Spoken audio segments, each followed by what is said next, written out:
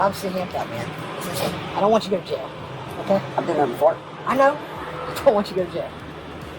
She was at her property. She wasn't out. At this time, you're under arrest, okay? Oh my god, baby. Oh my god. I need you to put your hands behind your back. He tried to attack me in the back of my house. Yes, he did. He was not allowed around me. No.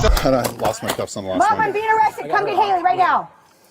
I'm not resisting. I'm not going to resist. The scariest part of a Karen versus couple blow-up isn't the yelling you see on camera. It's how fast a tiny disagreement over a line of grass, a porch light, or a hallway turns into police, restraining orders, and someone in handcuffs. In this story, we're building out one main incident, the entitled neighbor who harasses an elderly couple over a property line, and weaving in several other Karen versus couple cases as pattern breaks. That way, your viewer doesn't just see one bad neighbor, they see a whole archetype play out across different streets, cities, and even years. We open on a quiet street, early evening. An elderly couple sits on a small patio they've used for years, a little corner they were once allowed to enjoy. For 4 peaceful years, their new neighbor was fine with it. In fact, when he first bought the home, he stood in their living room, looked out back, and kindly asked, "Could I use that little piece of land behind you? I have no backyard." The couple agreed. No contracts, no drama, just neighborly trust. Cut to today. Patrol car rolls up. An officer steps out and is immediately greeted by a worried neighbor and the shaky voice of an old man. The neighbor explains what the cameras didn't catch. This entitled neighbor has been over to the elderly couple's house twice already today, shouting, swearing, waving a saw in his hand as he rants about his property line and how they've stolen his yard. I'm the one that called. Hi, Bobby. What's going on? Well, come on up. Get comfortable. So, the neighbor had been over here twice today, and I witnessed. I witnessed it twice, where he's over here cussing them out about property line issue. When he bought the house, apparently, when he bought that house 4 years ago, they asked permission to use a little piece of the back, because they wanted to set. They have no backyard, basically. They wanted a place they could set, and they set. So then he decided he was going to put up a fence this year, and he told them he was going to run it right down off of their house. And they said, "We don't have permission to do that." He showed him where the property line was, and then he was, because he said, "Well, why is the property line there? It didn't need to be there. It's nothing to do with them. There's a property pin out there." Mm-hmm. But he was over here, and this time he was carrying a saw with him, and he shit at him and was flailing it around, and I decided to come over here, and I asked him to leave. And he said he wasn't afraid of my ass. And I'm like, "Well, I don't want you to argue with me. I just want you to leave. If you don't leave, I'm going to call the police." Okay. So I called the police. What started as a shared space has turned into a battleground. The officer heads up the driveway. Inside, the elderly couple is rattled but polite. The wife clutches the arm of her chair. The husband tries to stay calm as he explains the history. Years ago, when the neighbor moved in, he asked for permission to use a little corner of land behind their house because he had no yard. The elderly man said yes, even refused payment because it's just a little yard. Over time, the neighbor's ex-wife even came over to mow their grass and help them out. The couple lent their mower. They shared space, favors, and trust. Then suddenly everything flipped. Now the neighbor insists that the same strip of grass is a large portion of my yard they've taken over. Over here just with her here and cussing up a storm. Yeah. Effing this and effing that, and he did it, and Jesus Christ. He was arguing with you guys over the property line. Yeah, and he said we should have known it. And well, we did. We talked to him about it and got all that straightened out. But he's been back and forth, and he'll say something and get all wild again and try to talk to him. You can't, whatever you say, you're wrong. Okay. Do you have any arguments with him before? Any issues with him before? Yeah, the truth of the matter is, his ex-wife, who lives there, comes and mows their grass and helps them out. They use our mower. This is when he said that we use his property. Well, we're using his property to mow his grass. That's where we was on his property. And of course, the issue back here, it's the beginning spot, and they're not. That's fine to use. So, I mean, it's along. Yeah. They had a fence along their backyard, and there was this open space. Mm-hmm. And they asked him He said when he moved in, he went over and stood in his living room, asked permission to use that space so they could put lawn chairs out there. And you can see what he did out there. Right. And then all of a sudden, after 4 years, this guy says he wants to put a fence out there. He pulls up an online property map, the county auditor's website, and declares he knows exactly where the line sits. And he doesn't just send a letter, he storms over, repeatedly, shouting profanities in their faces. Today he came with a saw in his hand, flailing his arms, ignoring requests to leave, and daring anyone to challenge him. This is where the body cam kicks in. We follow the officer as he walks from the elderly couple's porch to the neighbor's house. Hey! Stop yelling! Why are you yelling at him? Okay, this is the whole reason we got called out here. Cool. What's the problem with the property line?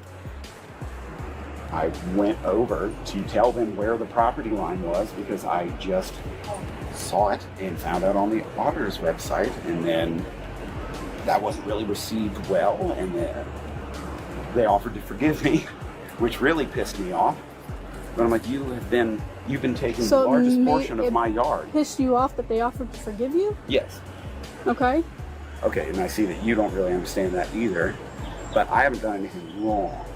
Okay. They were taking over a large portion of my yard and then offered to forgive me. Okay. Would that not bother you? So there's two different stories here. They're saying Yeah, but theirs is the incorrect one. Okay, right, of course, always. Awesome.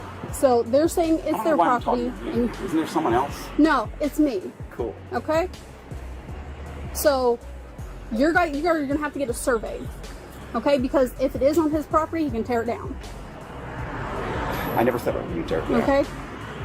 Cool. That being said, don't go over there anymore.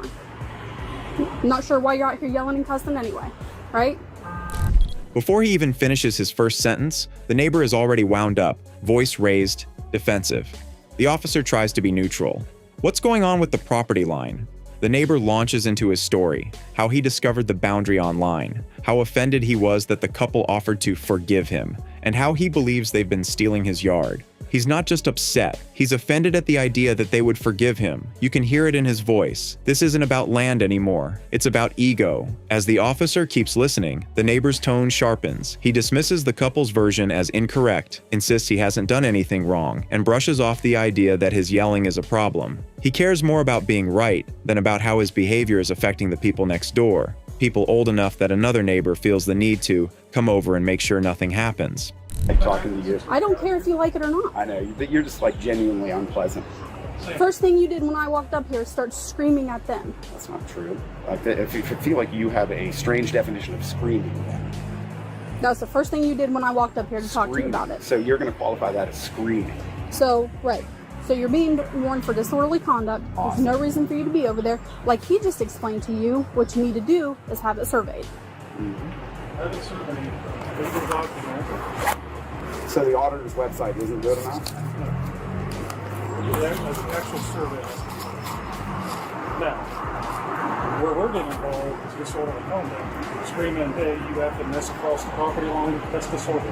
Yeah. So nobody did that. You did. I watched it. No, I didn't. Did I say? I didn't say.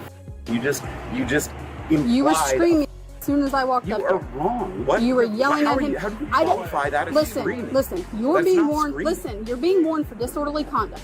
Awesome. Stop yelling at them. I'm not yelling. If we have to come back out here, you're gonna be charged. Do you understand that? Great. And that's the key turning point. The law doesn't come to settle property lines. It comes when behavior crosses the line. The officers explain that property disputes are civil matters. If you think your neighbor's fence is on your land, you get a survey. You go through the courts. You don't get to enforce your version with your voice, your body, or your saw. When you keep stepping onto someone's property, yelling, cussing, and refusing to leave after being told to, it stops being about boundaries in the ground and becomes about boundaries in the law. Disorderly conduct, harassment, trespassing. The officer stays calm, but his tone changes. He tells the neighbor very clearly to stop going over there, stop yelling, stop escalating. He warns him for disorderly conduct and explains exactly what will happen if police have to come back. He'll be charged. But even as he talks, the neighbor keeps arguing, nitpicking the definition of screaming, trying to win the debate rather than recognize the warning. I'm sitting here, man. I don't want you to go to jail. Okay? I've been there before. I know. I don't want you to go to jail. Is it just a warning for disorderly? Yeah, but I need his information. All right. Sam. Sam. Sam what? Samuel. What's I your don't know his date of social? birth. Madeline here? Nope. Just That was it. Yeah. We're done. He's been warned. Back on the elderly couple's porch, the officer gives a different kind of advice. Don't engage with him. Don't argue. Don't try to reason with someone who's clearly past reason. If he steps onto your property, if he starts yelling again, just pick up the phone and call. Let the law handle it. Here's what I'm gonna say. If you want to come over here because he's being the way that he's being, you can come over here. Try not to engage with him. I If told he him, does- I didn't want to argue with him. I said, just leave. I'm going to call the police. They have to tell him to leave because it's their He did. property. He told him to Okay, leave perfect. several times. So he's been warned for disorderly conduct.